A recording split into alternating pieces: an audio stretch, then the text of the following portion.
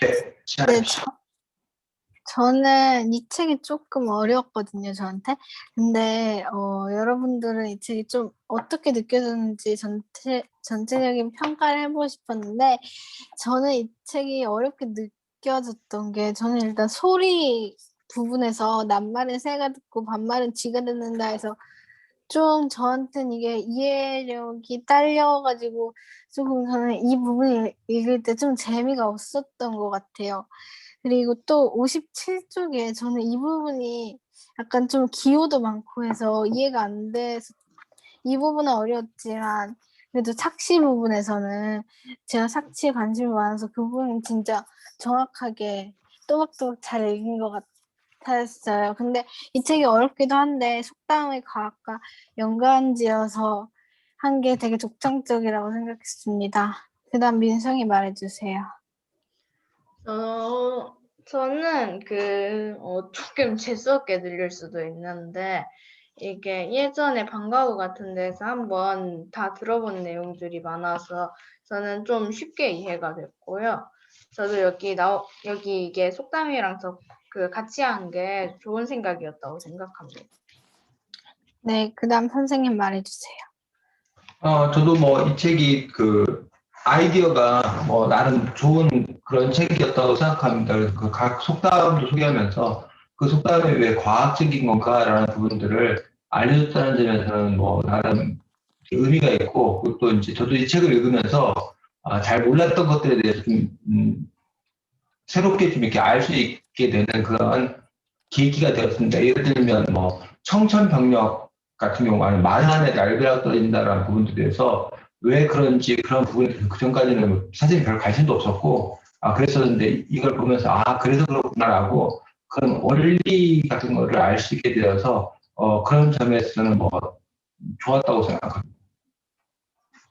네, 그다음 여기에 자라보고 놀란 가슴 속뚜껑 뭐 놀란다라고 있는데 속뚜껑을 보고 자라를 놀란 것처럼 자기도 그런 착시 때문에 좀 놀란 경험이 있는지 물어보고 싶고 아니면 그런 경험이 없다면 소개하고 싶은 착시나 그런 것에 대해서 말해보고 싶었는데 저는 이런 경험이 많았던 게 화장실에서 샤워를 하고 있었는데 머리카락이 벽에 붙어 있어서 거기서 그게 벌레인 줄 알고 혼자 샤워하다가 뛰쳐나온 적이 많았고 저는 그 점에서 이제 착시에 대해서 많은 관심을 갖게 되었습니다. 그다음 민성이 말해주세요.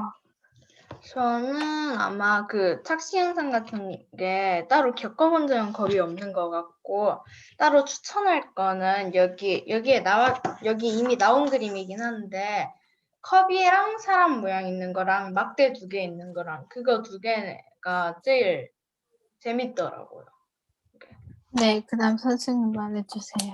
뭐 저는 뭐 흔히 느끼는 그런 경험들이 있는데 밤에 이렇게 길을 걷는데 앞에서 뭐가 있어갖고 귀신 나오는 줄 알고 깜짝 놀라는데 보면은 뭐 빨래 같은 거나 옷 같은 게 이렇게 펄럭펄럭거리는 거였는데 그게 귀신인지 알고 이렇게 깜짝깜짝 놀랐던 그런 경험이나 아니면 산길 같은 데 가는데 앞에 뭐가 있어서 뱀 같은 거 나오는 줄 알고 깜짝 놀랐는데 알고 보면 그냥 그 나뭇가지에 떨어진 그런 부분이어가지고 그런 부분들 때문에 제가 이제 이렇게 이것도 일종의 뭐 착취라고 말할 수 있는 그런 부분이라고 생각합니다.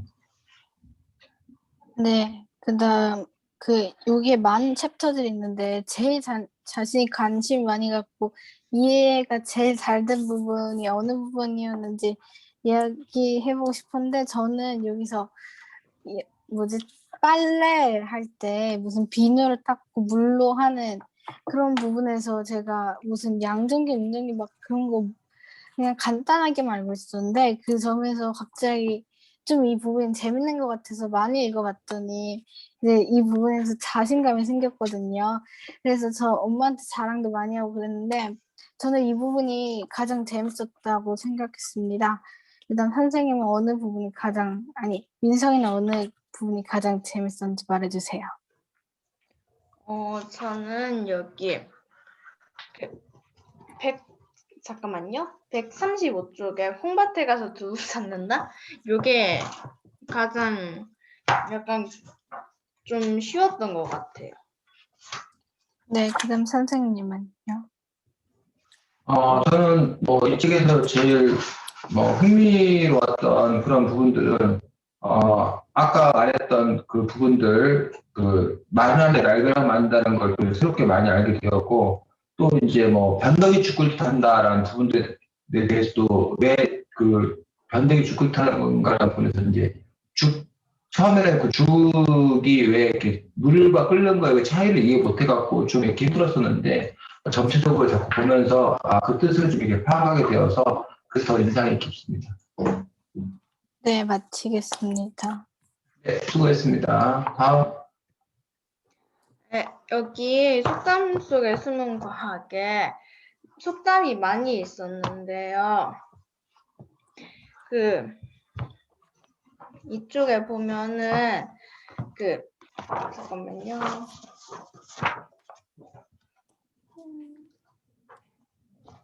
그 착시 현상이 나오는데 자라보고 놀란 가슴 수뚜껑 보고 놀란다 해서 자기가 여기 착시 현상이 나왔는데 두 개가 거기에서 이거를 보고 저는 되게 2번은 예전부터 알고 있어서 따로 큰 감흥이 없긴 한데 막대 나온 거는 진짜 그 세로가 더 긴가 아닌가 싶었거든요. 여러분은 반응 어땠는지가 좀 궁금했어요. 지우는 어땠어요? 저는 사실 2번 착시를 처음 봤고 1번 착시를 처음 보진 않았는데 저는 2번 착시를 봤을 때 되게 어떻게 이런 걸 발견했을까 조금 신기하기도 했고 저도 한번 이런 걸 만들어 보고 싶기도 했고 1번 같은 경우는 많이 봐서 익숙했지만 되게 계속 봐도 되게 신기했던 것 같아요. 네. 그러면 여기 낱말은 새가 듣고 반말은 쥐가 듣는다라는 말이 있잖아요. 얘가 사실 여기 나오는 설명으로는 내용이 살짝 복잡하기는 한데 여기 여러분은 이걸 보고 또 어땠는지 좀 여쭤보고 싶습니다. 저는 이게 처음 봤을 때는 약간 살짝 배운 내용이긴 해도 이해가 잘 안 됐거든요. 읽다 보니까 조금 쉬워지긴 했는데 지우는 어땠어요? 저는 아까 전에 말했다시피 사실 소리에 대해서도 큰 관심이 없었고 뭐 다른 챕터에 비해서 큰 관심이 별로 없어서 읽는 것도 사실 설렁설렁 읽긴 했었는데 어쨌든 저도 어려웠던 것 같습니다. 선생님은 어떠셨어요? 저는 요 낱말은 새가 듣고 반말은 쥐가 듣는다 해서 그 소리의 원리를 이해하는 부분들이 사실은 좀 쉽지가 않았습니다. 그래서 왜 낮에는 그 위에 부분이 잘 들리고 왜 밤에는 아래층이 더 잘 들리는 건가 하는 부분에서 지금도 사실 조금 잘 이해가 안 되는 부분들이 있고 이 책만 갖고는 좀 이렇게 이해가 안 되는 부분들이 있어서 뭐 나중에 찾아보니까 도플러 효과 뭐 이런 거가 설명이 되고 막 그래서 그 부분들까지 더 알아봐야 정확히 이해가 될 수 있을 것 같은데 그 부분들에서 조금 어려운 점이 있었습니다. 네. 그리고 여기 봄볕은 며느리 쬐이고 가을볕은 딸을 쬐인다라는 속담이 있잖아요. 만약에 자기가 결혼을 했는데 자기 자식이 남자라고 치고 결혼을 했다. 그러면 자기는 봄볕이나 가을볕 중에 누구를 쉐이게 할 건가요? 저는 여기 나온 그대로 봄볕은 며느리 쬐이고 가을볕은 그냥 딸 쬐일 것 같습니다만 다시 생각해 보니까 그냥 둘 다 맘대로 쬐게 하는 게 더 나을 것 같네요. 지우는요? 저는 그냥 어차피 둘 다 일할 건데 그냥 둘 다 똑같이 좋게 해가지고 그냥 둘 다 봄볕도 쬐고 가을볕도 쬐고 둘 다 똑같이 동등하게 대할 것 같아요. 네, 선생님은요? 저는 뭐 그 시부모가 며느리나 딸에게 일을 시킨다는 것 자체가 좀 이렇게 잘못된 발상 아닌가 싶습니다. 며느리나 딸도 성인인데 그럼 성인이라면 각자가 자기가 그 일을 역할을 나누어 맡아서 해야지 시부모가 일이나 저리나 하는 시부모라는 이유로 일이나 저리나 하는 어떤 그런 부분들을 행사하는 것들은 별로 바람직하지 하지 않다고 생각이 들어서 여기서는 단지 이제 더 그 내 혈족 나하고 피를 나눈 자식이 더 귀하고 며느리는 뭐 차별한다 이런 어떤 그런 의미를 갖고 있는데 그걸 넘어서 이게 시부모라는 나이 많은 어른이 권력도 계급도 아니기 때문에 그거 자체가 좀 해소돼야 되지 않나라고 생각합니다. 네, 여기에서 마치겠습니다. 네, 수고했습니다. 자, 속담 속의 숨은 과학이라는 책은 뭐 여러분들도 잘 알겠지만, 이 책에는 두 가지. 하나는 속담에 대해서 여러분들이 아는 계기가 되겠다라고 생각이 들고, 또 하나는 과학에 대해서 여러분들이 알 수 있는 그런 또 계기가 되겠다고 생각합니다. 그래서 이 책에 담겨 있는 그런 과학적 원리가 무엇인지를 여러분들이 파악하고 이해하는 어떤 그런 부분들이 가장 중요하다고 생각합니다. 자, 바늘구멍으로 황소바람 들어온다라는 부분에서 직접적으로 관련이 없지만 이 책에서 온돌에 관한 그런 설명이 나와 있는 것들을 볼 수가 있습니다. 온돌과 요즘 우리 아파트 난방, 여러분이 지금 살고 있는 아파트 난방의 공통점과 차이점을 여러분들이 한번 이야기해보고 또 그 유럽이나 미국 같은 나라의 일반적인 난방 방식과 또 어떻게 또 다른지 그런 부분에 대해서 한번 이야기를 나눠봤으면 좋겠습니다. 누가 먼저 말씀하시겠습니까? 제가 아는 근데 네, 지금 유럽 난방이 어떻게 돼 있어요? 영화나 이런 거 같은 거 봤을 때 자기가 아는 거 있으면 한번 얘기해 보잖아요. 그 사람들도 추운 겨울이 있으면 그 겨울을 따뜻하게 보내야 될 텐데 그런 사람들은 여러분이 알고 있는 뭐 직접 가봤다거나 아니면 여러분들이 동화나 뭐 영화나 이런 데서 보면 그 사람들은 어떻게 지내더라든가 이런 거 아는 거 있으면 한번 이야기해 보자는 거죠.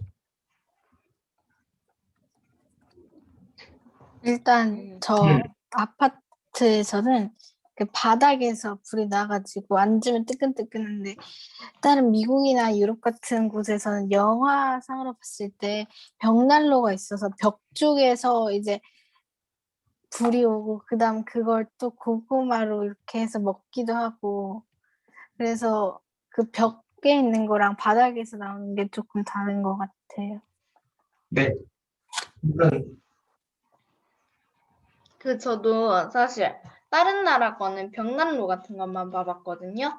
근데 이게 다른 점이 온돌은 바닥에서 계속 열기가 올라와서 그 온몸이 거의 다 따뜻하게 이게 누릴 수가 있는데 벽난로는 딱 여기 자기가 열을 받는 부분만 아마 그 열이 전해진다고 알고 있어요. 그래서 온돌이 더 낫다고 알고 있어요.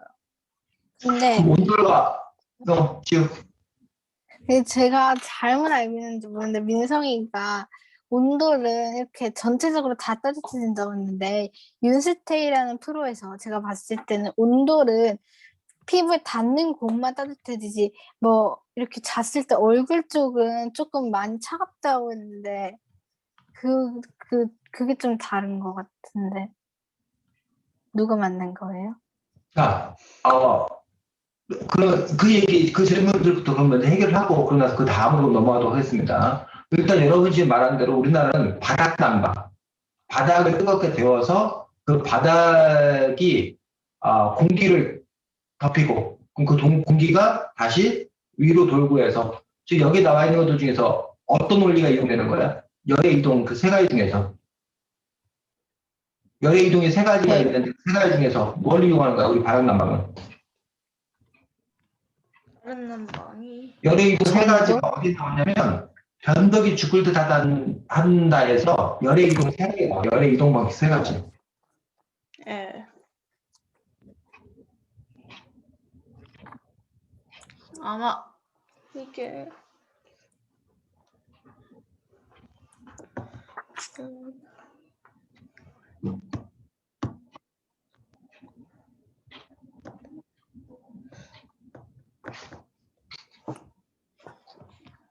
뭐뭐 있어, 열의 이동 세 가지가.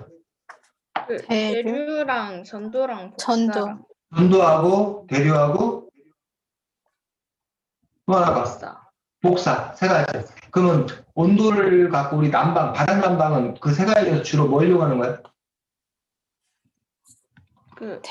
바닥 아니 난방이 전도. 전도.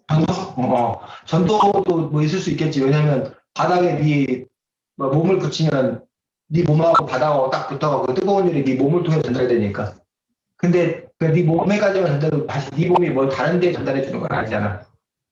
그래서 기본적으로는 이제 우리가 바닥만 뜨거운 게 아니라 바닥이 공기를 대표해서 전반적으로 뜨거워지기 때문에 전도대를 복사 중에서 제일 큰 영향을 미치는 건 대기 현상.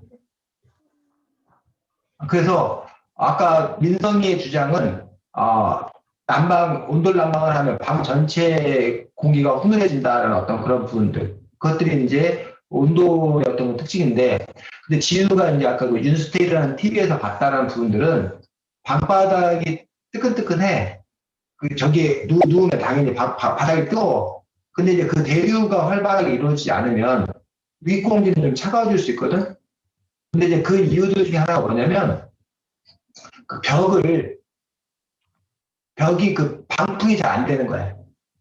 그래서 바깥에 바람이 숭숭 들어오는 거야. 마치 바늘구멍으로 황소바람 들어오듯이 우리나라 옛날 그 문이라든가 이런 것들이 이렇게 그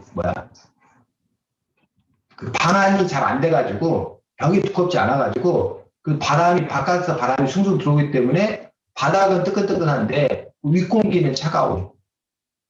그래서 이불 덮으면 거기까지 따뜻한데 그 코끝은 시리다고 하는 어떤 그런 부분들이 안 되는 어떤 그런 부분들인데 여러분이 지금 살고 있는 아파트 같은 경우는 사실은 이런 그 벽면이나 이런 것들이 잘 돼 있기 때문에 방풍 이런 것들이 잘 돼 있기 때문에 사실은 아파트 전체가 훈훈한 그런 부분들을 볼 수 있지 않나 싶습니다. 선생님은 그 아파트 안 살고 빌라에 사는데 선생님들이 사는 집도 공사가 잘못된 집인지 상당히 추워. 난방비는 되게 많이 들어서 바닥을 따뜻하게 해도 이 위에 그 창문이라든가 이런 데서 아니면 벽에서 밖에서 바람이 숭숭 들어와. 그 벽을 뚫고 그 벽 사이로. 그래서 이제 위풍이 심하다라고 얘기를 하는 어떤 그런 부분이 있는데 아마 지우가 얘기하는 부분은 그런 위풍이 심한 집 때문에 이제 그런 현상들이 발생한 거라고 생각을 합니다. 그에 비해서 이제 서양은 바닥을 따뜻하게 해주는 게 아니라 서양은 바닥은 뭐예요? 차가워. 그 여러분들이 말했던 벽난로, 흔히 패치카라고 얘기하기도 하는데 그 벽난로에 이제 장작을 떼서 그 장작의 그 열기가 집 안을 따뜻하게 데우는 그런 방식으로 하고 있지. 그래서 서양 사람들은 우리와 달리 신발을 신고 생활하잖아. 방 안에서도 신발을 신고 다니는 어떤 이유들이 바닥이 보하지 않기 때문에 따뜻하지 않기 때문에 우리는 방바닥이 않고 방바닥에 들어놓는 이불을 깔고 그래서 서양 사람들은 바닥 문화가 아니라 무슨 문화인 거예요? 침대 문화. 그 침대에 있잖아, 침대 위에서. 그런 부분에서 차이점들을 갖고 있는 것들을 볼 수가 있고 산타클로스 할아버지가 어떻게 와? 산타클로스 할아버지가 루돌프 타고. 루돌프 산을 타고 와서 어떻게 집으로 오냐고. 그 굴뚝으로. 굴뚝이 들어오잖아. 선생님 어렸을 때 그게 도저히 이해가 안 갔어. 왜냐면 선생님네 그 집에 보면 그 부엌에 아궁이가 있고 굴뚝이 있겠는데 굴뚝이 이 정도밖에 안 돼. 굴뚝 크기가 구멍 크기가 이만한 구멍 크기로 어떻게 들어오냐고. 그리고 굴뚝으로 들어봤자 부엌 아궁이가 부엌에 있어. 그럼 부엌으로 온단 말이야. 그럼 방에 어떻게 들어오냐고. 그런 점에서 우리는 이해가 안 했는데 서양 문화는 뭐가 아니라는 거야. 그 굴뚝이 되게 커. 이만 선생님이 들어갈 수 있을 정도로 굴뚝이 일단 크고 그 굴뚝이 어디로 연결돼? 거실에 벽난로로 연결이 되는 거야. 그러면 그 굴뚝으로 들어오면 그 굴뚝을 통해서 어디로 들어오는 거야? 벽난로로 들어올 수 있다는 거지. 벽난로 안에서 거실로 들어올 수 있기 때문에 그 산타클로스의 그런 이야기들은 우리 한국식의 어떤 그런 부분이 아니라 서양식에 맞춰진 어떤 그런 이야기인 것들을 또 볼 수가 있다는 거예요. 그럼 과거 온도라고 지금 아파트 바닥 난방을 똑같은 거 아니면 다른 점은 뭐가 있어? 스위치 누르는 거랑 요리하면서 이제 그게 열이 가는 거랑. 좀 더 자세히 설명해봐. 구분해서. 어느 게 스위치하는 거고 어느 게 요리하면서 그게 무슨 얘기야? 그러니까 이제 아파트 같은 경우는 관리사무소에서 무슨 버튼 같은 거 막 눌러주면 그냥 내가 뭘 하지 않아도 나오는데 온돌 같은 경우는 이제 일석이조로 내가 요리를 하면 거기서 불을 피잖아요. 그 불의 열이 바닥 다른 방의 바닥으로 전달되면서 하는 게 온돌이어서 그게 좀 다른 것 같은데. 윤성이는 지우 얘기는 보탤 거 있어? 맞는 것 같아요. 뭐, 그래서 지우 얘기가 맞긴 한데, 가장 큰 차이는 뭐냐면, 온돌은 돌덩이야, 돌덩이. 바닥에 큰 얇고 평평한 돌을 깔아. 큰 바위돌을 깔아. 그러니까 쉽게 말하면 예를 들면 삼겹살 같은 거 구워 먹을 때, 삼겹살 고기 굽는 판 있지, 판. 근데 그 돌에다가 고기 구워 먹는 거 혹시 봤어? 돌판에다가 고기 구워 먹는 거. 그래서 뭐 후라이팬 아니라 돌판에다 고기 구워 먹자는데 그런 돌판이 바닥에 깔려 있는 거야. 방바닥에. 그리고 부엌 아궁이에서 불을 지피면 그 온돌, 그 이름이 온돌인 거야. 그 방바닥에 깔려 있는 그 돌을 뜨겁게 달구는 거야. 그럼 그 돌이 뜨거워지면 그 돌은 뜨거워지는데 시간은 오래 걸리지만 한 번 뜨거워지면 뭐 한다는 거야? 오랫동안 그 열을 간직한다는 거예요. 그래서 저녁에 불을 떼놓으면 그 온돌이 뜨거워지고 그럼 그게 밤새도록 그 뜨거움이 유지가 된다는 거예요. 이해가 가? 그리고 지우가 얘기한 거는 그 밖에서 부엌에서 그 온돌을 불을 뗄 때 온돌이 뜨겁고 불을 뗄 때 그 불을 떼는 게 돌만 뜨겁게 데우는 게 아니라 동시에 거기서 이제 밥을 하거나 국을 끓이거나 물을 끓이거나 하는 거를 동시에 두 가지를 하는 거지. 그러니까 방바닥도 따뜻하게 하고 밥도 하고 그 두 가지를 같이 하는 거예요. 근데 지금 아파트는 돌을 불로 직접 뜨겁게 하는 구조가 아니라는 거예요. 지금 어떻게 하는 구조예요? 지금 여러분들 아파트 방바닥은 불을 안 떼잖아 직접. 그 돌판을 뜨겁게 하는 구조가 아니야 지금은. 지금 어떻게 하는 거야? 자세하게 생각은 안 나는데 예전에 잡지에서 봤거든요. 약간 온돌이랑 살짝 다른 방식이긴 한데 기본적으로 같은 온도라고 들은 것 같은데 뭐였더라? 지금 여러분들 바닥을 많이 뜯어보면 파이프가 이렇게 N자형으로 구불구불구불 방바닥에 파이프가 이렇게 있어요. 파이프가. 그리고 그 파이프 안에 뭐가 돌아다녀? 뜨거운 물이 돌아요. 뜨거운 물이 돌아다니는 거예요. 그래서 그 뜨거운 물이 여러분의 방바닥을 뭐하고 있는 거야? 데우고 있는 거야. 그럼 그 뜨거운 물을 보내야 되잖아. 그럼 그 뜨거운 물을 어떻게 만들어? 그 뜨거운 물을 만드는 방법이 보일러에서 석유가 되었건 뭐가 되었건 간에 보일러로 물을 끓여. 그럼 그 끓는 물이 여러분들 방바닥을 뭐 하는 거야? 왔다 갔다 돌아다니는 거예요. 그래서 여러분들 방이 뭐 해주는 거야? 따뜻해지는 그런 부분을 볼 수 있다는 거예요. 그래서 선생님이 사는 것 같은 경우에는 보일러가 선생님 방 바로 옆에 있어. 개별 보일러야, 개별 보일러. 그 선생님이 마음대로 켰다 껐다 해가지고 그 보일러를 통해서 하는 거야. 근데 지금 여러분이 사는 아파트 같은 경우는 중앙난방이라고 해가지고 관리사무소나 이런데 커다란 보일러가 있는 거야. 그래서 거기서 물을 한꺼번에 끓여서 거기에 공급을 하는 거야. 뜨거운 물을 공급하는 거야. 그리고 아예 지역 난방이라는 데가 있거든. 지역 난방이라는 곳은 열병합 발전소라는 데가 있어. 열병합 발전소에서 아예 거기서 뜨거운 그런 물들을 아예 중앙에서 이렇게 공급하는 그런 방식으로 하기도 한다는 거지. 그런 부분들에서 어쨌든 바닥을 뜨겁게 하는 어떤 그런 방식, 바닥을 뜨겁게 한다는 건 똑같지만 바닥을 뜨겁게 하는 방식이 다른 그런 부분을 볼 수 있습니다. 혹시 아랫목, 윗목이라는 말 들어봤어? 네. 아랫목, 윗목이 뭐야?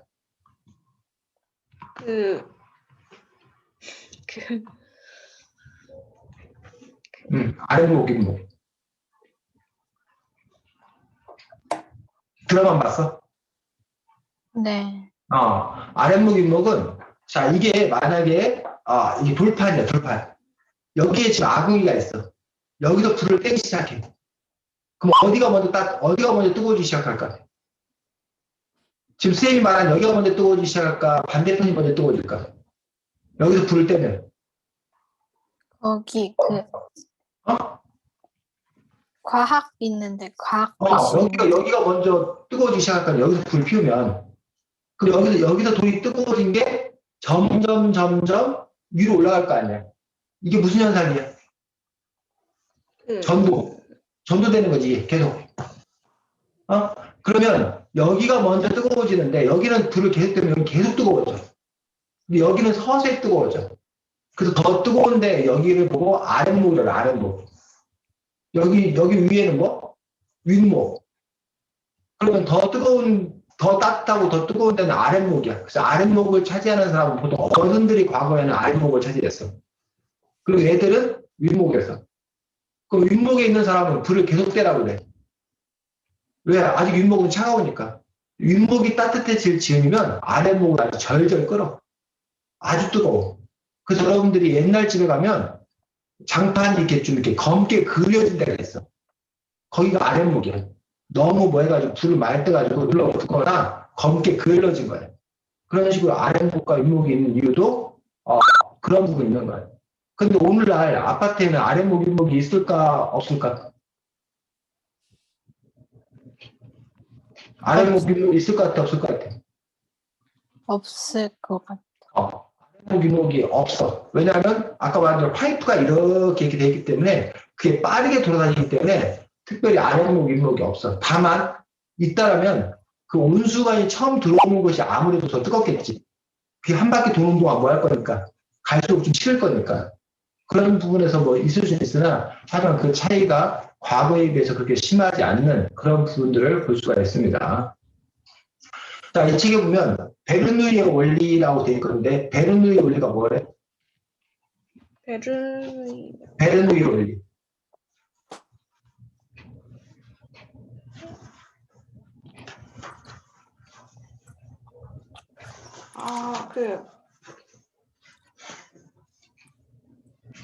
베르누이 원리가 유체는 좁은 통로를 흐를 때 속력이 더욱 빨라진다.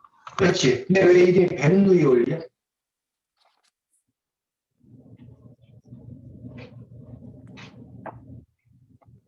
그 베르누이라는 사람이 맨 처음에 발견해서. 그렇지. 만약에 민성이가 그 원리를 처음에 발견했다면 민성이의 원리였을 것 같아.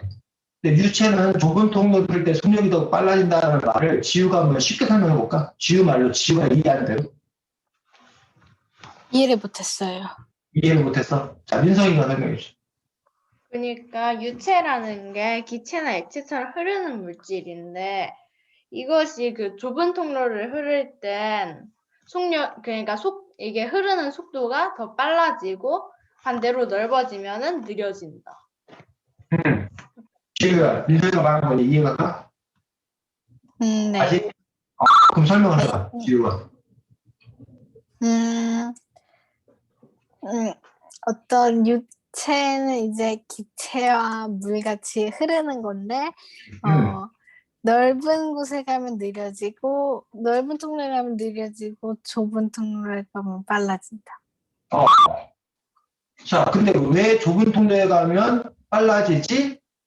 왜 넓어지면 느려지지? 그걸 궁금해하고 만약에 그거를 파헤치면 너희들은 과학자가 될 가능성이 큰 거야. 근데 여러분들이 좁은 통로로 흐르면 속력이 빨라진다? 그래? 뭐 그러거나 말거나 나랑 모르는 사람과 이러면 여러분 과학자가 될 수준이 아니야. 이해가 무슨 말인지? 너 지훈아 민선이 어땠어? 그 말을 딱 듣는 순간 왜 그러지라고 궁금증이 들었어? 아니면 별로 궁금하지 않았어? 딱히. 민선이는? 저 딱히요. 그럼 둘은 과학자에는 지금 상황에서는 별로 관심이 없는 걸로. 자, 물론 그렇다고 여러분 뭐 과학자가 되지 말라는 거 없어. 될 수 있는데 어쨌든 그런 거야. 어떤 사물에 대해서 특별히 더 관심 있고 더 궁금한 게 많은 게 자기 소질과 적성에 맞는 거라고 생각하면 돼. 내가 뭘 좋아하나? 내가 뭐에 관심 있나를 알아볼 수 있는 제일 쉬운 기준 중에 하나가 그거에 대해서 내가 특별히 더 관심이 가는 경우가 있어. 이게 사람마다 좀 달라. 어쨌든 여러분들이 지금 그 아파트 옆에 저기 있잖아. 가천? 네 옆에 아파트가 가천이지.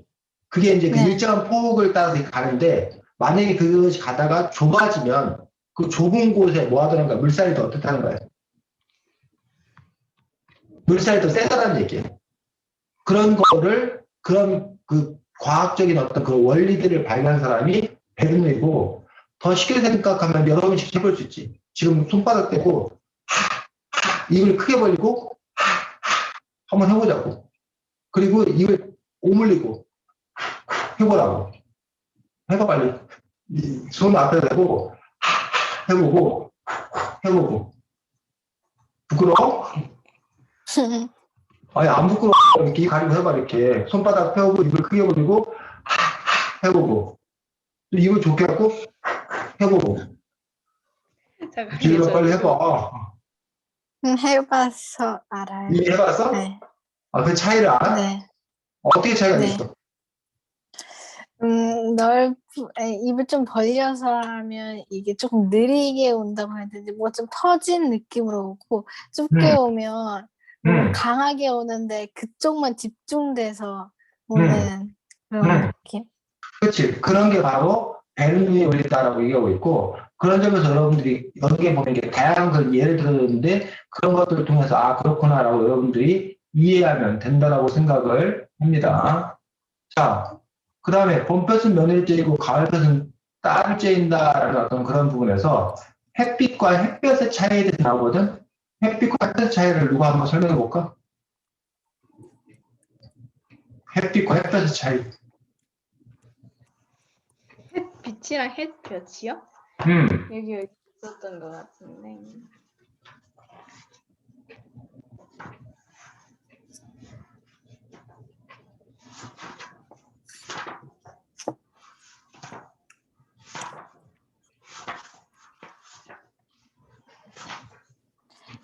햇볕은 아마, 잠깐만요.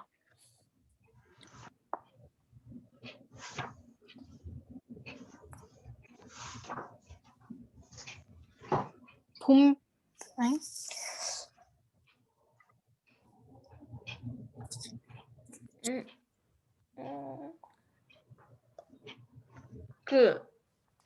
아닐 수도 있는데요. 해에서 네, 잠깐만요. 이게 저 일단 해에서 나오는 빛 가운데 우리 눈에 보이는 광선을 일단 햇빛이라고 하고, 그리고 적외선이나 자외선처럼 눈에 보이지 않고 어떤 기운으로 느껴지는 빛을 햇볕이라고 한대요. 그렇지. 자, 무지개는 햇빛일까, 햇볕일까? 햇빛. 무지개는 햇빛? 민성이는? 글쎄요. 무지개는 햇빛이야, 햇볕이야? 글쎄요. 지우가 말하는 무지개는 햇빛입니다. 왜? 햇빛이 다른 말로 가시광선, 가시라는 말이 눈에 볼 수 있는. 근데 그 햇빛은 보통 투나인데 그 햇빛을 프리즘에다가 해서 하게 되면 우리가 무지개, 빨간 노초 파라보라고 하는 그 무지개이기 때문에 햇빛은 무지개는 햇빛입니다. 햇빛, 가시광선.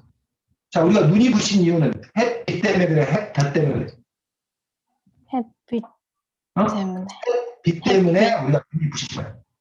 자, 너네들 선크림 바르지, 여름에. 선크림 바르는 이유는 햇빛 때문에 그래, 햇볕 때문에 그래. 햇볕.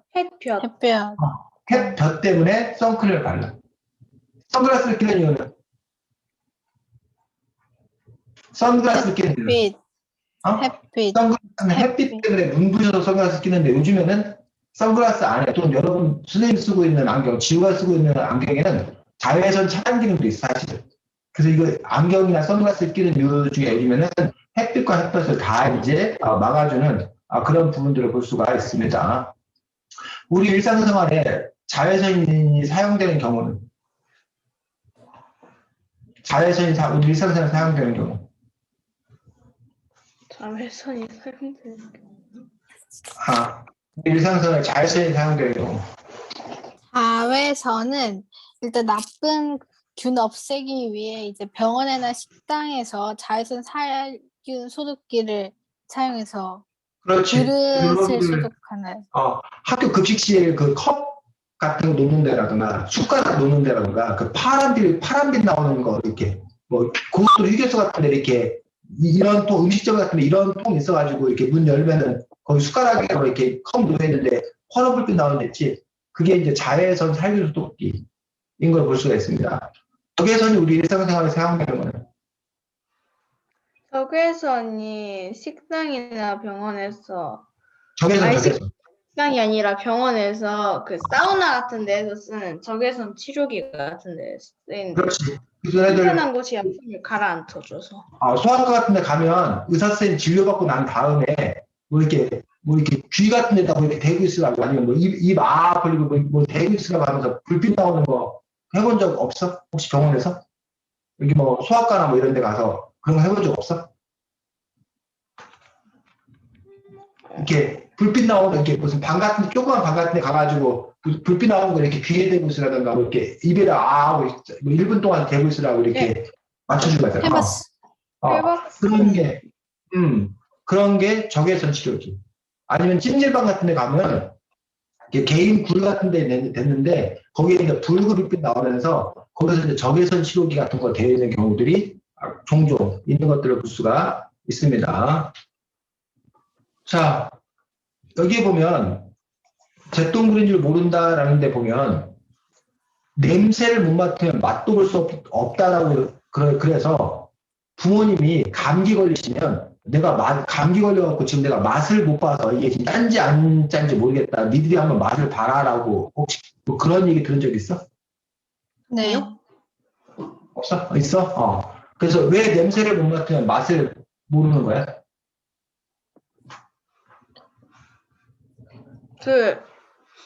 이게 맛을 느낄 때 보통 사람들이 맛을 혀로 느낀다 생각하는데 이게 먼저 냄새로 후각으로 이게 맛이 90%를 느껴가지고 이게 혀로만 느끼는 게 아니라 90%가 그 냄새로 느끼는 거라 이게 딱 맛을 10%밖에 못 느끼니까 그런.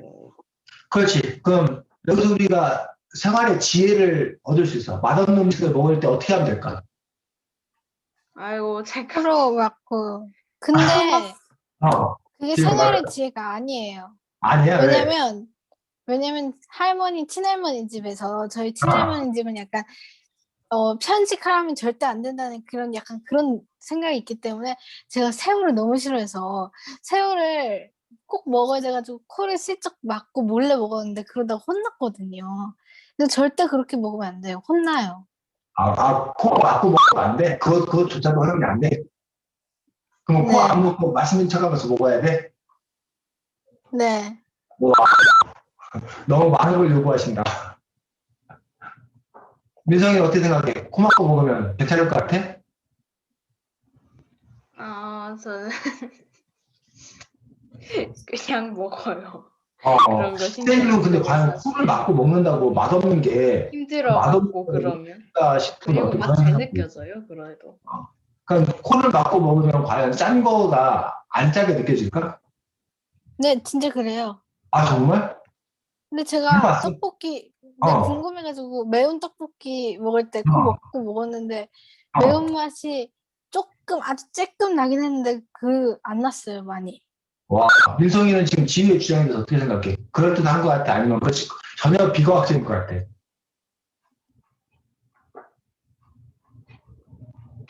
민성아, 어떻게 생각해? 글쎄요, 저는 코 막고 먹어본 적 있는데 따로 맛이 안 느껴지거나 그런 적도 없었는데 응, 응. 대충 막아서. 그래서 여러분들이 혹시 그 부분에 대해서 여러분들이 정말 실증적으로 실험해보고, 그럼 나중에 여러분들이 이게 과학 탐구 대회 이런 거에 중요한 또 거리가 될 수 있는 거야, 이런 것 자체가. 근데 이제 지우 얘기를 들으면서 선생님 드는 생각은, 선생님 정확히 모르겠는데, 매운 거는 사실은 맛이 아니래. 우리가 매운 맛이라고 말하지만, 매운 건 맛이 아니라 통증이에요, 통증. 그러니까 짠맛, 신맛, 단맛, 이건 맛인데, 매운 건 맛이 아니라고 하기 때문에, 그런 점에서 과연 지우가 아까 코를 막고 매운 떡볶이를 먹었는데 매운 정도가 덜했다라는 것이 과연 지우의 그냥 개인적인 느낌인지 정말 거기에 무슨 대단한 과학 원리가 숨겨져 있는 건지 그 부분에 대해서는 선생님이 의문이 있어서 지우가 그 부분들을 좀 더 알아가지고 시험도 해보고 그 과학적 원리도 조사를 해서 나중에 기회 되면 선생님한테 좀 알려주기 바랍니다. 알겠니, 지우야? 근데 어. 한마디만 하면 그 약간 해. 무슨 느낌이냐면요. 어. 약간 통증이 있긴 있었어요. 약간 음. 조금 뭔가 매운 거 먹을 때 좀 아프잖아요, 입이. 근데 그 느낌이 있었는데 고추장 맛이 안 났다는 거예요. 그러니까 안에 있는 소스 맛들이 그 통증은 있었다. 그래. 자, 알겠습니다. 자, 그 다음에 낱말은 새가 듣고 반말은 쥐가 듣는다라는 부분에서 여러 가지 소리의 성질이 나옵니다. 여러분들이 한번 소리의 성질들, 이 책에서 이야기하고 있는 소리의 여러 가지 성질들을 정리를 한번 해보겠습니다. 몇 가지를 찾아서 소리에는 어떤 성질들이 있나?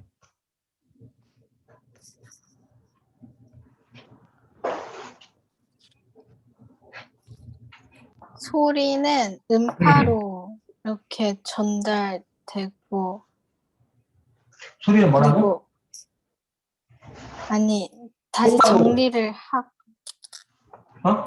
소리는 다시 해봐. 아니 조금 더 생각을 정리하고 그래. 네. 그 소리의 성질 소리의 성질. 맞죠?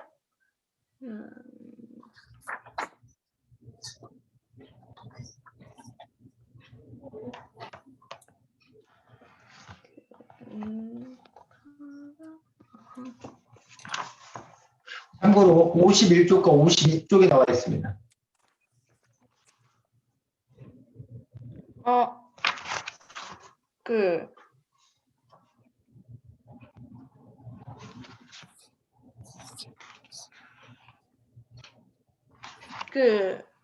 말해.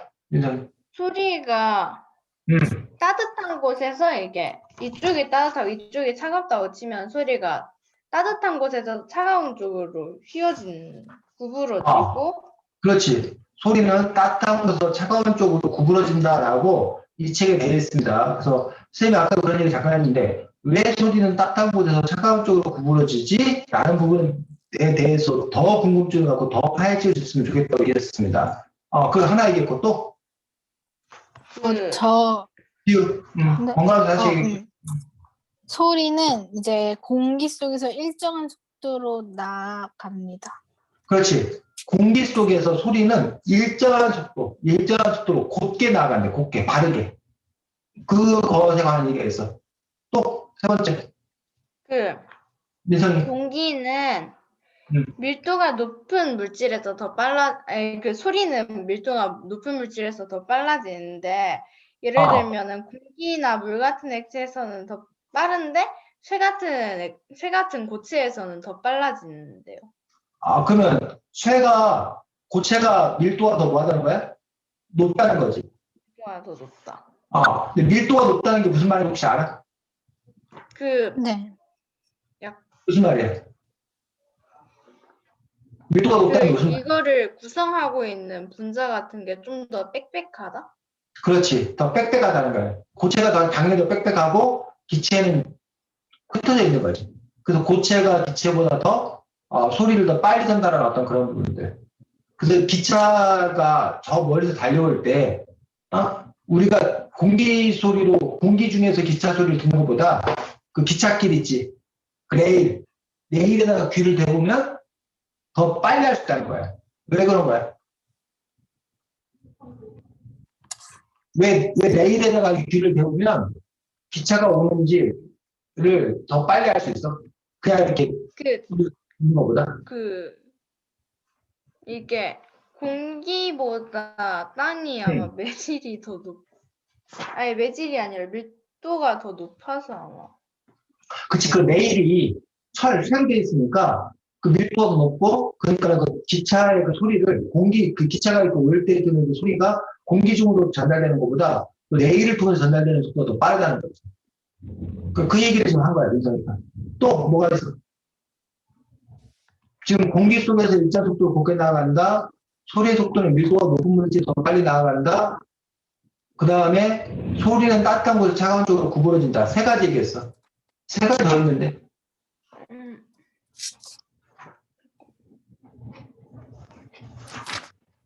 그, 얘기.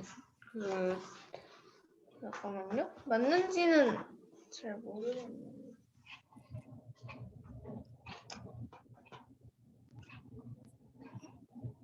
땅에서 수직으로 올라간 소리는 위로 갈수록 속도가 빨라진다? 왜?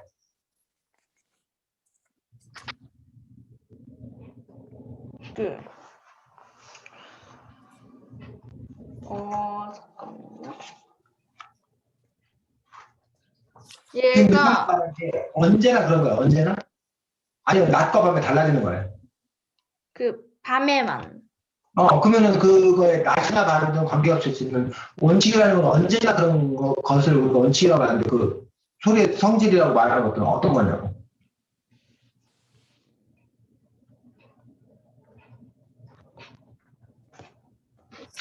자, 거기 보면 이런 얘기 나오지 않아? 소리의 속도는 매질의 상태에 따라 조금씩 달라진다라는 말 나와? 네. 그게 무슨 말이에요?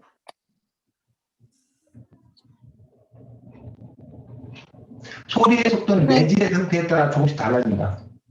이게 매질이 이제 조금 이제 소리를 전달하는 물질을 말하는데 이제 매질에 따라 달라진다는 것은 뭐 제가 책상에 쳤을 때 제가 귀에 대면 잘 들리지만 엄청 두꺼운 책에서 쳤을 때는 잘 안 들리는 것처럼 약간 그런 말인 것 같은데. 그렇지.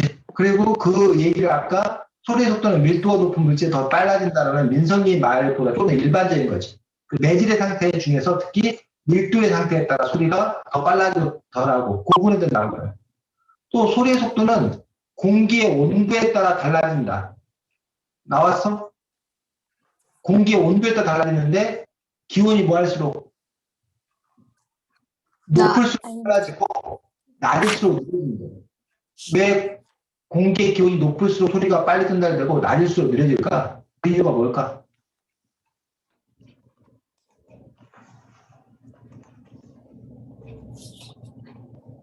그건 책에는 안 나왔어. 여러분이 한번 생각해봐. 왜 따뜻한 날, 공기 기온이 높으면 소리가 더 빨리 전달되고 차가운 날, 기온이 낮으면 소리 전달이 잘 안 될까? 느려질까? 그 있잖아요. 민석이 뭐라고? 아니, 잠깐만요. 음. 저 잠깐만 좀 더 말할게요.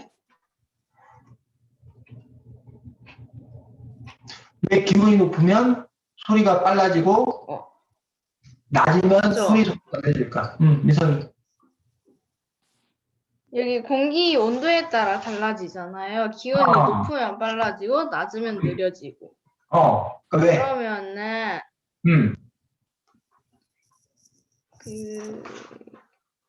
아니, 잠깐만요. 좀만 더 봐볼게요. 이게 갑자기 학교 수업 내용이 생각났는데 그게 뭐지? 그 차가울 때는 고기압 저기압 배울 때 그 따뜻할 때는 이런 알갱이들이 막 모여있단 말이에요. 그러면 소리를 전달할 때 그 알갱이들이 다 좀 모여있으니까 아까 전에 말한 대로 밀도가 높기 때문에 소리가 잘 전달되는데 이제 차가울 때는 이게 알갱이들이 조금 듬성듬성 있기 때문에 그것 때문에 느려지는 거 그래? 있을.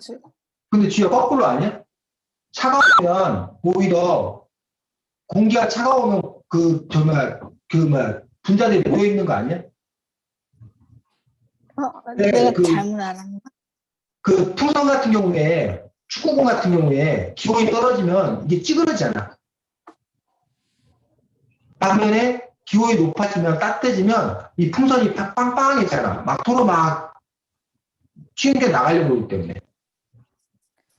그럼 지우가 지금 얘기한 건 거꾸로 얘기한 건데.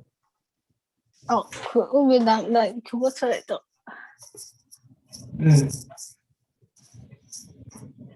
자, 민성이 아직 찾아보고 있어, 민성아? 아니면 멈춘 거야, 지금 생각 민성이가.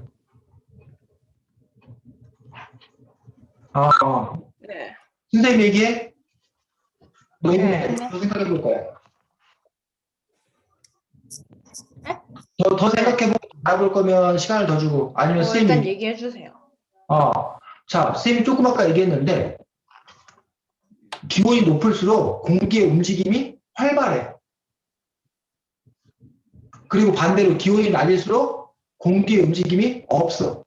공기가 잘 안 움직여. 근데 소리는 뭐가 전달하는 거였어? 공기가 전달하는 거였잖아.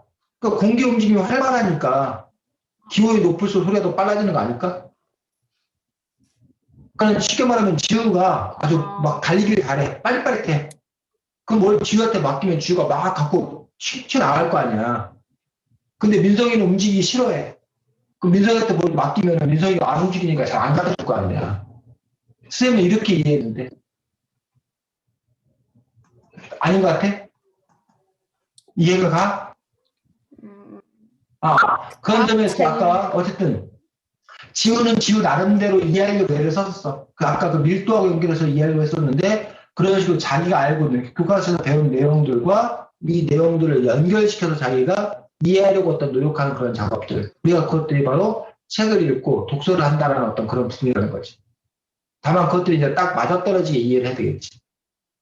근데 아까 선생님이 지우에 대해서 말했던 것은 지우는 오히려 따뜻해지면 모여있을 거라고 얘기했는데 그건 아닌 거지. 오히려 따뜻해지면 모여있지 않고 더 많이 흩어지는 그런 부분들을 볼 수 있기 때문에 그 부분에 대해서 바꿔 생각해야 되는 거지, 지우가. 근데 지금 궁금한 게 있는데 말해. 따뜻한 게 고기압이에요? 저기압이에요? 뭐라고? 따뜻한 게 고기압은 기압이 높다는 건데 기압이 높다는 거는 그 작은 곳에 더 많이 몰려 있는 거야. 그래서 기압이 높은 거예요. 따뜻하고 춥고는 아니고 고기압이면 기압이 높다는 건데 기압이 높다는 거는 같은 면적 안에 공기가 더 많다는 거예요. 더 빽빽하다는 거예요. 반면에 저기압이면 기압이 낮다는 거고 기압이 낮다는 거는 그 안에 공기가 별로 없다는 거예요. 그래서 고기압에서 저기압으로 공기가 넘어오지.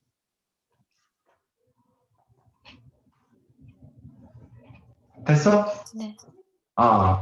자, 그래서 여러분들 어쨌든 중요한 거는 이렇게 그 과학 사실 나와 있는 것들을 사실은 따지고 들고 이해하려고 애쓰는 어떤 그런 작업들 그런 부분이 필요한데 근데 여기서 이제 두 가지예요. 하나는 내가 이거를 따지고 애쓰지 않아서 이해를 못하는 경우가 있어. 그런 경우에는 사실은 집중해서 읽고 다시 읽으면 이해가 돼. 근데 또 한 가지 경우는 내가 100번, 1000번, 10,000번 읽어도 이해가 안 되는 경우가 있어. 왜냐면 그걸 이해하려면 어느 정도 그 수준에 도달을 해야지만 이해할 수 있는 거예요. 그 앞에 배경식을 모르고는 절대 그 다음으로 건너뛰지 못하는 경우가 있어. 그럴 경우는 그걸 이해하기 위해서는 그 전에 그 앞에 것부터 먼저 뭐 해야? 알아야 내가 그걸 이해할 수 있다는 거예요. 선생님이 러시아어를 몰라. 근데 러시아어 책을 읽는데 100번, 1000번, 10,000번 읽으면 그 러시아 책을 이해할 수 있어, 없어? 없죠? 없어요. 없어. 그걸 이해하기 전에 선생님이 뭘 배워야 돼? 러시아어를 배워야 돼. 그래야 그 다음에 그걸 읽어서 이해할 수 있다는 얘기야. 그런 식으로 지금 여러분들이 그것도 되게 중요한 독서 방법이에요. 내가 지금 이거 읽고 있는 것이 내가 열심히 안 읽어서 내가 집중하지 않아서 그래서 내가 이걸 잘 모르고 있는 건가? 아니면 이것이 지금 나보다 수준이 너무 뭐해서 높아서 그래서 내가 이해를 못하고 있는 건가? 그거에 따라서 여러분의 독서 방법도 뭐였다는 거야? 달라져야 된다는 거야. 그러니까 무조건 그 책을 내가 열심히 읽으면 잘 읽을 수 있을 거다라고 생각하는 건 그거는 오산이에요, 오산. 잘못된 거예요. 선생님도 마찬가지야, 지금. 선생님이 지금 여러분한테 뭘 설명하고 있잖아. 선생님이 설명을 잘 못해서 너희들이 잘 이해를 못하고 있는 건가? 그럼 선생님이 설명을 더 열심히, 더 쉽게 막 해야 돼. 그런데 경우에 따라서는 지금 선생님이 여러분에게 말했던 고기압이니 저기압이니 막 이런 거를 3살짜리 꼬마한테 가갖고 얘야 고기압은 이렇고 저기압은 이렇고 막 열심히 설명했어. 그 3살짜리 한테 선생님 100번, 1000번, 10,000번 설명해봤자 애는 짜증만 낼 뿐이야. 그 애는 먼저 다른 것부터 먼저 다 많이 배우고 와야 그 다음 걸 이해할 수 있다는 거지. 지금 쌤 말 이해가 가? 그런 점에서 여러분들이 복수를 할 때 여러분들이 지금 쌤이 말했던 것들을 팁 삼아서 어떻게 복수해야 되는 건가 생각해 볼 수 있었으면 좋겠습니다. 자, 쭉 넘어가서 물 위에 뜬 기름이라는 얘기가 나오거든. 근데 왜 물 위에 뜬 기름인지, 왜 기름 위에 뜬 물은 아닌지, 만약에 기름 위에 뜬 물일 수도 있으려면 어떻게 하면 기름 위에 뜬 물일 수도 있는지. 네. 저 끊겼어요. 끊겼어? 끊겨가지고. 여기는 지금 물 위에 뜬 기름이라고 되어 있는데 왜 물 위에 뜬 기름인지, 기름 위에 뜬 물이 아닌 이유는 무엇인지 한번 대답해 볼까 누가? 혜성이. 여기에 이게 일단 얘네가 비극성 분자랑 극성 분자랑 안 섞이잖아요. 그 기름은 비극성 분자고 물은 극성 분자고. 그래서 서로 안 섞이는 건데 여기에서 참기름 이게 기름이 참기름을 기준으로 했을 때 비중이 약 0.9 정도라서 비중이 1보다 낮은 물질은 이게 물에 뜨기 때문에 얘가 물 위에 뜨고 아마 1 미만이면 아니 1 초과면은 이게 물에 안 뜨고 가라앉는다고 알고 있어요. 그럼 만약에 어떻게 하면 기름 위에 뜬 물이 되는 거야? 만약에 어떻다면? 기름이 비중이 좀 1보다 커지면은 그렇지. 만약에 기름의 비중이 0.8이 아니라 1.3이었다. 그럼 속담이 물 위에 뜬 기름이 아니라 물 아래 가라앉은 기름 또는 기름 위에 뜬 물이라고 바뀌겠지. 지금 선생님하고 민석이하고 대화 나눈 거 이해했어? 네. 사람은 비중이 물보다 더 클까 적을까? 적지 않을까요? 민석이는 적을 거다. 지우는? 잠깐만, 이거 떨어져. 저는, 더 많을 거. 더 많을 것 같아. 선생님은 잘 모르겠어. 비중이 사람의 비중이 물보다 더 큰지 작은지 모르겠는데, 자, 어떤 물체가 물 위에 뜨는 거는 지금 나와 있는 비중 때문인데, 근데 비중만 생각하면 배 있지, 배. 쇠로 만든 배가 가라앉아야 돼. 왜냐면 쇠는 물보다 비중이 무겁잖아. 근데 왜 배가 물 위에 뜰 수 있는 거야? 비중이 철로 된 거는 분명히 물보다 저기 안 돼. 무거운데. 왜 그 쇠로 만든 배가 비중이 분명히 무거운데 왜 그 쇠로 만든 배가 물 위에 뜰 수 있어? 그 이유는 뭐야?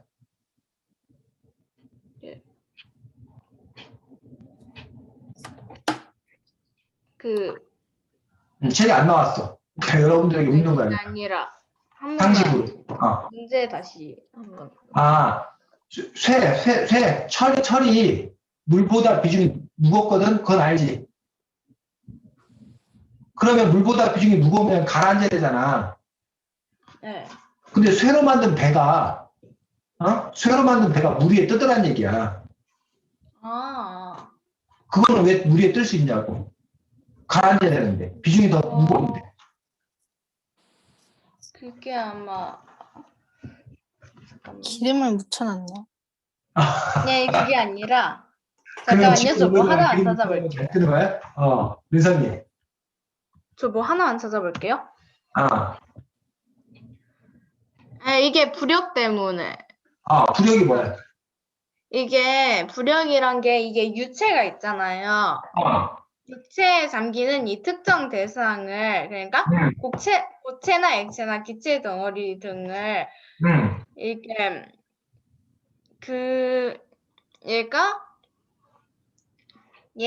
얘가 딱 이렇게 동그랗게 있으면 이게 상하면으로 작용하는 그 작용하는 압력차만큼 이게 대상을 위로 올리는 힘이라는데 간단하게 말하면 있잖아요. 우리가 수영장에 누웠을 때 이 밑에 압력이 그 위에서도 우리를 누르고 아래에서도 우리를 누르잖아요. 이때 우리를 누르는 압력이 우리를 미는 압력보다 작으면 이게 뜬대요. 자, 민선이가 어쨌든 되게 과학적인 용어를 써서 복잡하게 설명을 잘했는데 한마디로 부력은 물이 우리를 밀어내는 힘이야. 뭐라고? 물이 우리를 밀어내는 힘. 근데 물이 우리를 밀어내는 힘이 더 크면 우리가 뜨는 거고, 우리가 물을 누르는 힘이 더 크면 뭐 하는 거? 우리가 가라앉는 거고. 그래서 지우가 물 위를 걸을 수 없는 이유가 뭐야? 지우가 물 위를 못 걸어가. 왜? 부력 어쩌니 때문에. 지우가 물 위에 떴을 때는 보면 지우 발바닥만 물이 밀어내잖아. 지우 몸무게가 위에서 짓누르고 물은 단지 지우 발바닥만 밀어내는 거야. 그러니까는 지우가 물속에 가라앉죠.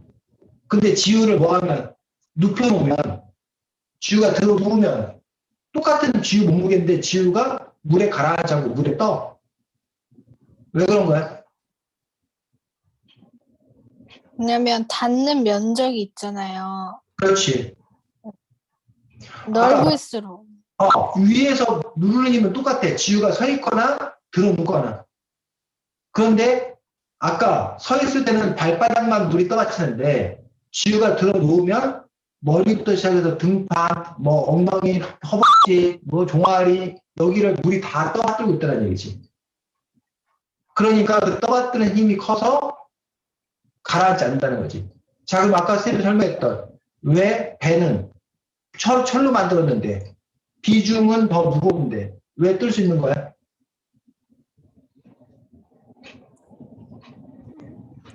그러니까 왜 뜰 수 있는 거야?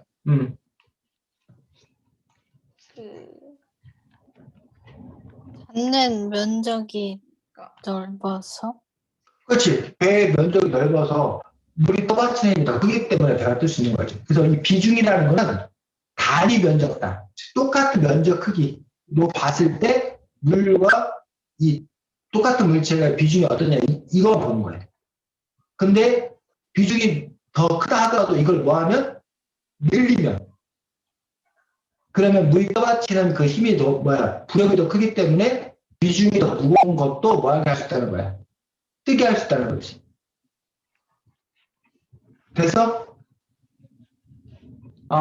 그래서 오늘 여러분들이 뭐 몇 가지 과학 사실에 대해서 함께 이야기를 해보았는데 그렇게 해서 여러분이 과학 사실을 아는 것도 중요하다고 생각되고 사실은 그보다 더 쌤이 강조하고 싶은 것, 더 얘기하고 싶은 것들은 결국 여러분들이 책을 읽는다라는 것들은 결국 이걸 내가 이해한다는 것들. 그러니까 아까 지우가 뭐 착시 이런 건 이해가 잘 됐지만 뭐 이런 건 잘 이해가 안 됐어요라고 했을 때 그 이해가 안 되는 이유가 뭔 건가를 모르겠어 내가 이거를 두세 번 읽으면 이해가 될 수 있는 것이었는지 아니면 그걸 이해하기 위한 전단계 다른 뭔가가 더 필요한 건지 이런 부분들도 여러분들도 잘 구분해서 거기 알맞게 대응하셨으면 좋겠습니다. 자, 수고했고 다음 주에 뵙겠습니다. 방학했어 다들? 네. 다음 무슨 책인지 몰라? 네. 민석이도 몰라? 기억이 안 나니. 기억이 안 나? 잠깐만 찾아볼게. 다음 책은